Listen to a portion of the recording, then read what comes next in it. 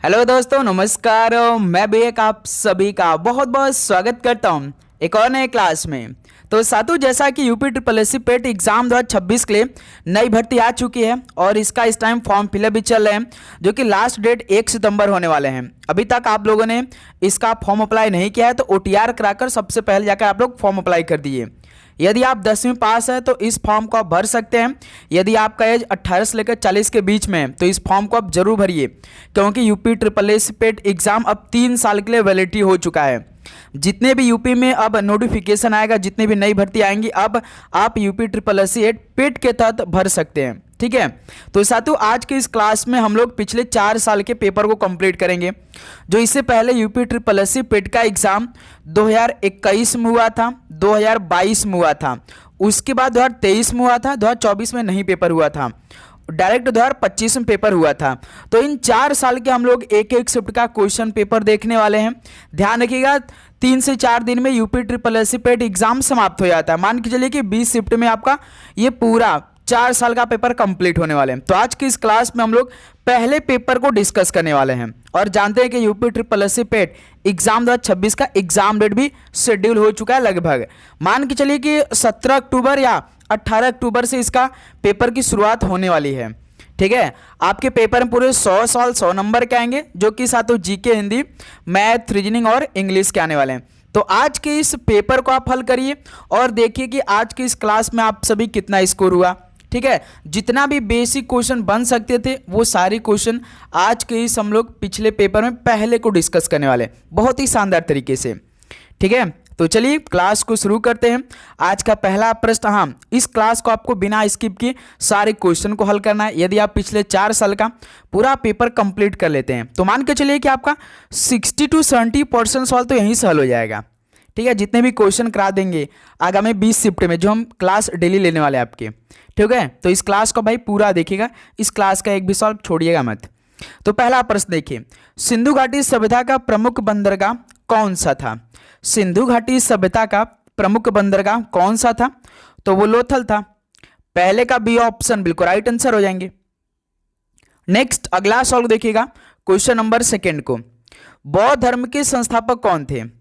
बौद्ध धर्म के संस्थापक कौन थे? तो गौतम बुद्ध जी थे। सी ऑप्शन बिल्कुल राइट आंसर होंगे। इस तरह के सवाल आपके पेपर में आते हैं, देख सकते हैं आप लोग। क्वेश्चन नंबर 3 को हल करिए, भारतीय संविधान का अनुच्छेद 21 किससे संबंधित है? भारतीय संविधान का जो अनुच्छेद 21 है वो किससे संबंधित है? तो ये जीवन एवं व्यक्तिगत स्वतंत्रता से संबंधित है। सी ऑप्शन इस सवाल का बिल्कुल राइट आंसर हो जाएंगे। नेक्स्ट अगला सवाल को देखिएगा, क्वेश्चन नंबर 4 का राइट आंसर क्या होगा? भारत में मौलिक कर्तव्य किस संविधान संशोधन द्वारा जोड़े गए? भारत में मौलिक कर्तव्य किस संविधान संशोधन द्वारा जोड़े गए थे? तो ये सातों 42वां संविधान संशोधन के द्वारा जोड़ा गया था भारत में मौलिक कर्तव्य। तो ऑप्शन इस सवाल का बिल्कुल राइट आंसर होंगे। नेक्स्ट अगला सवाल को हल करेंगे, क्वेश्चन नंबर 5 का राइट आंसर क्या होंगे? राज्यसभा का कार्यकाल कितना होता है? तो ये सवाल आपके लिए होमवर्क रहेगा। इस सवाल का राइट आंसर आप हमें कमेंट बॉक्स में बताएंगे, क्योंकि ये सवाल आपने बहुत बार पढ़ा होगा। तो बताइए कि राज्यसभा का कार्यकाल कितना होता है, यानी कि 4 वर्ष का होता है, 5 वर्ष का होता है, 6 वर्ष का, या साथियों अस्थायी सदन है? कमेंट बॉक्स में बताइए इस सवाल का राइट आंसर क्या बनेंगे। नेक्स्ट क्वेश्चन नंबर 6 को देखिए, भारत का सबसे बड़ा राज्य क्षेत्रफल की दृष्टि से कौन सा है? भारत का सबसे बड़ा राज्य क्षेत्रफल की दृष्टि से कौन सा है?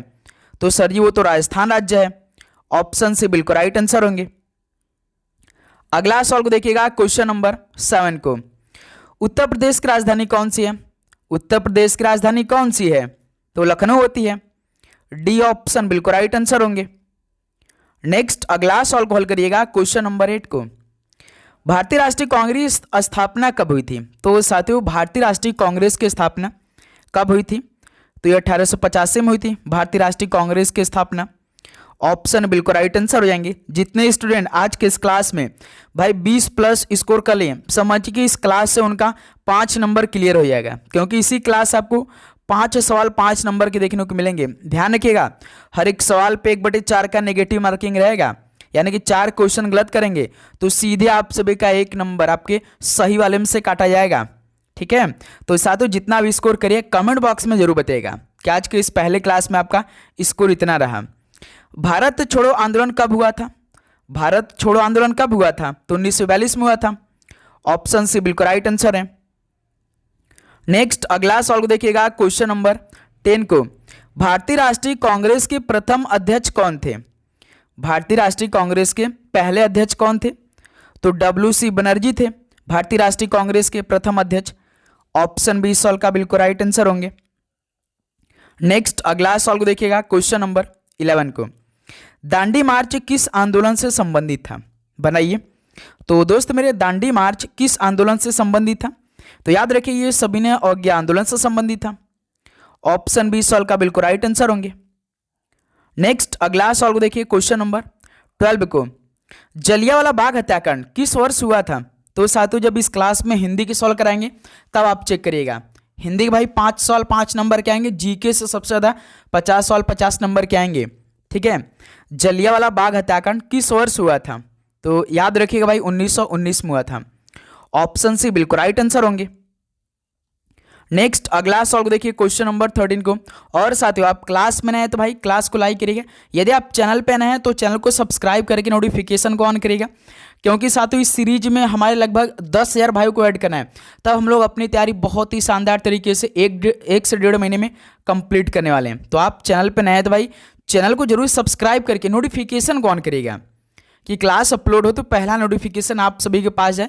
आप डेली क्लास को करिए, डेली क्लास को आपको मिस नहीं करना है। जितने भी क्वेश्चन होंगे तैयार करना है, रिवीजन करना है, अलग से आपको हम PDF प्रोवाइड करेंगे, उसको तैयार करना है। यदि आपका टारगेट भाई UPSSC एग्जाम 2026 में 80+ का टारगेट तो ठीक है, तो जरूर भाई आप शेयर क्लास को करिएगा। चैनल पर नए तो सब्सक्राइब करके नोटिफिकेशन को ऑन करके रखिएगा। ठीक है, संविधान सभा के अध्यक्ष कौन थे? संविधान सभा के अध्यक्ष कौन थे? तो ध्यान रखिएगा डॉक्टर राजेंद्र प्रसाद थे। ऑप्शन बी सवाल का राइट आंसर होंगे। नेक्स्ट अगला सवाल को देखिए, क्वेश्चन नंबर 14 को। भारतीय संविधान की प्रारूप समिति के अध्यक्ष कौन थे? भारतीय संविधान की प्रारूप समिति के अध्यक्ष कौन थे? तो डॉक्टर भीमराव अंबेडकर जी थे। ऑप्शन बी सवाल का राइट आंसर होंगे। क्वेश्चन नंबर 15 को सॉल्व करिए। पंचायती राज व्यवस्था को संवैधानिक दर्जा किस संशोधन से मिला? पंचायती राज व्यवस्था को संवैधानिक दर्जा किस संशोधन से मिला था? तो 73वां संविधान संशोधन के तहत मिला था पंचायती राज व्यवस्था को, वो भी संवैधानिक दर्जा का। ऑप्शन सी बिल्कुल राइट आंसर होंगे। नेक्स्ट क्वेश्चन नंबर 16 को देखिए। भारत का सबसे लंबा राष्ट्रीय राजमार्ग कौन सा है? भारत का सबसे लंबा राष्ट्रीय राजमार्ग कौन सा है? तो NH-44 है। ऑप्शन बी बिल्कुल राइट आंसर है। नेक्स्ट अगला सवाल को देखिएगा, क्वेश्चन नंबर 17 को। नगर पालिकाओं को संवैधानिक दर्जा किस संशोधन से मिला? अब इस सवाल का राइट आंसर बताइए। नगर पालिकाओं को संवैधानिक दर्जा किस संशोधन से मिला? तो याद रखिएगा 74वां संशोधन से मिला था। ऑप्शन सी बिल्कुल राइट आंसर है। अगला सवाल को देखिए, क्वेश्चन नंबर 18 को। गंगा नदी का उद्गम किस हिमनद से माना जाता है? साथियों गंगा नदी का उद्गम किस हिमनद से माना जाता है? तो भाई गंगोत्री से माना जाता है। ऑप्शन बी सवाल का बिल्कुल राइट आंसर होंगे। अगला सवाल को देखिए, क्वेश्चन नंबर 19 का राइट आंसर क्या होंगे? भारत की सबसे बड़ी मीठे पानी की झील कौन सी है? भारत की सबसे बड़ी मीठे पानी की झील कौन सी है? तो वो उलर झील है। तो ऑप्शन इस सवाल का बिल्कुल राइट आंसर होंगे। नेक्स्ट अगला सवाल को देखिए, क्वेश्चन नंबर 20 को। काली मिट्टी किस फसल के लिए विशेष रूप से उपयुक्त है? तो साथियों जो काली मिट्टी होती है वो किस फसल के लिए विशेष रूप से उपयुक्त है? चाय के लिए, कपास के लिए, गेहूं के लिए या जूट के लिए? जो काली मिट्टी होती है वो साथियों कपास फसल के लिए विशेष रूप से उपयुक्त होती है। ऑप्शन बी सवाल का राइट आंसर हो जाएंगे। चलिए एक सवाल का राइट आंसर आप बताइए कि काली मिट्टी को और किस नाम से जानते हैं? इस सवाल का राइट आंसर आप कमेंट बॉक्स में बताइए कि भाई काली मिट्टी को और किस नाम से जानते हैं। कमेंट बॉक्स में इस सवाल का राइट आंसर आना चाहिए आप सभी का। और डेली क्लास में हम लगभग 2 से 4 सवाल आपको होमवर्क में भी देंगे, उस सवाल का राइट आंसर आपको देना है। ठीक है, ध्यान से इसलिए क्लास को पूरा देखिएगा अच्छे से। क्वेश्चन नंबर 21 को देखिए। भारत में हरित क्रांति के जनक के रूप में किसे जाना जाता है? भारत में हरित क्रांति के जनक के रूप में किसे जाना जाता है? तो MS स्वामीनाथन को भाई भारत में हरित क्रांति के जनक के रूप में जाना जाता है। तो बी ऑप्शन बिल्कुल राइट आंसर होंगे। नेक्स्ट क्वेश्चन नंबर 22 को देखिए। भारत में श्वेत क्रांति के जनक कौन माने जाते हैं? अब बताइए भाई, हरित क्रांति का तो आपने बता दिया, लेकिन अब बताइए कि भारत में श्वेत क्रांति के जनक कौन माने जाते हैं? तो वर्गीज कुरियन माने जाते हैं। ध्यान रखिएगा, ऑप्शन बी सॉल्व का राइट आंसर होंगे। अगला सॉल्व देखिए क्वेश्चन नंबर 23 को, भारतीय रिजर्व बैंक की स्थापना कब हुई थी? भारतीय रिजर्व बैंक की स्थापना कब हुई थी? तो 1935 में हुई थी भारतीय रिजर्व बैंक की स्थापना। ऑप्शन बी सॉल्व का राइट आंसर होंगे। नेक्स्ट अगला सॉल्व देखिए क्वेश्चन नंबर 24 को, भारत में मुद्रा जारी करने का अधिकार मुख्यतः किसके पास है? भारत में जो मुद्रा जारी होता है भाई, जारी करने का अधिकार किसके पास होता है? तो याद रखिए भाई, आरबीआई के पास होता है। ऑप्शन बी सॉल्व का राइट आंसर होंगे। नेक्स्ट अगला सॉल्व देखिए क्वेश्चन नंबर 25 को, नीति आयोग की स्थापना किस वर्ष हुई थी? नीति आयोग की स्थापना किस वर्ष हुई थी? तो याद रखिएगा 2015 में हुई थी भाई। ऑप्शन सी सॉल्व का राइट आंसर होंगे। सबसे पहले योजना आयोग आया था भाई, जो कि 1950 में उसकी स्थापना हुई थी। जैसे योजना आयोग 2015 में आया तो योजना आयोग की जगह नीति आयोग ने ले लिया, जो कि 2015 में इसकी स्थापना हुई थी। ठीक है। नेक्स्ट क्वेश्चन नंबर 26 को देखिए, संयुक्त राष्ट्र संघ की स्थापना कब हुई थी? संयुक्त राष्ट्र संघ की स्थापना कब हुई थी? तो ध्यान रखिएगा 1945 में हुई थी। ऑप्शन बी सॉल्व का राइट आंसर होंगे। देखिए जितना भी हम पिछले साल का पूरा 4 साल का पेपर कंप्लीट कराएंगे भाई, इसमें ज़्यादा टाइम नहीं लेंगे, बस क्वेश्चन को आपको हम दिखाएंगे, लेकिन आपको हर एक सवाल का उत्तर तैयार करना है भाई अच्छे से। जब अपना नया प्रैक्टिस सेट शुरू होगा ना भाई 1 सितंबर से, तो बहुत ही दमदार तरीके से क्लास होने वाली है। तो इसलिए कह रहे भाई, आप चैनल पर नए हैं तो चैनल को जरूर सब्सक्राइब करके मेन आपका नोटिफिकेशन ऑन रहे कि क्लास अपलोड हो तो पहला नोटिफिकेशन आप सभी के पास पहुंचे। डेली क्वेश्चन आपको सॉल्व करना, लगभग हर क्लास में हम लोग 100 सवालों को देखने वाले हैं। सत्यमेव जयते किस उपनिषद से लिया गया है? सत्यमेव जयते किस उपनिषद से लिया गया है? तो ये तो मुंडकोपनिषद से लिया गया, यानी कि मुंडक आपका राइट आंसर होंगे। सी विकल्प राइट है। नेक्स्ट क्वेश्चन नंबर 28 को देखिए, यूनेस्को का मुख्यालय कहाँ स्थित है? यूनेस्को का मुख्यालय कहाँ पर स्थित है? तो ये पेरिस में स्थित है। ऑप्शन बी सॉल्व का राइट आंसर है। नेक्स्ट अगला सॉल्व देखिए क्वेश्चन नंबर 29 को, भारत का राष्ट्रीय प्रतीक किससे लिया गया है? तो साथियों भारत का जो राष्ट्रीय प्रतीक है वो किससे लिया गया है? तो याद रखिएगा सारनाथ के सिंह स्तंभ से लिए गए हैं। ऑप्शन बी सॉल्व का राइट आंसर होंगे। ओके। नेक्स्ट क्वेश्चन नंबर 30 को सॉल्व करिए, अजंता गुफाएं किस राज्य में है? अजंता गुफाएं किस राज्य में है? तो ये महाराष्ट्र राज्य में स्थित है। ऑप्शन बिल्कुल राइट आंसर है। नेक्स्ट क्वेश्चन नंबर 31 को देखिए, खजुराहो के मंदिर किस राज्य में है? खजुराहो के मंदिर किस राज्य में है? तो ध्यान है कि ये मध्य प्रदेश में स्थित है। ऑप्शन बी सॉल्व का राइट आंसर होंगे। अगला सॉल्व देखिए क्वेश्चन नंबर 32 को, भारत में सबसे अधिक चाय उत्पादन करने वाला प्रमुख राज्य कौन सा है? साथियों भारत में सबसे अधिक चाय उत्पादन करने वाला प्रमुख राज्य कौन सा है? तो याद रखिए वो असम राज्य है ना। ऑप्शन है बिल्कुल राइट आंसर है। नेक्स्ट क्वेश्चन नंबर 33 को सॉल्व करिए, भारत का सबसे ऊंचा पर्वत शिखर जो पूरी तरह भारत में स्थित है कौन सा है? भारत का सबसे ऊंचा पर्वत शिखर जो पूरी तरह भारत में स्थित है वो कौन सा है? तो याद रखिएगा कंचनजंगा है। ऑप्शन बी सॉल्व का राइट आंसर होंगे। अगला सॉल्व देखिए क्वेश्चन नंबर 34 को, कर्क रेखा भारत के कितने राज्यों से होकर गुजरती है? कर्क रेखा भारत के कितने राज्यों से होकर गुजरती है? तो पूरे 8 राज्यों से। ऑप्शन सी बिल्कुल राइट आंसर है।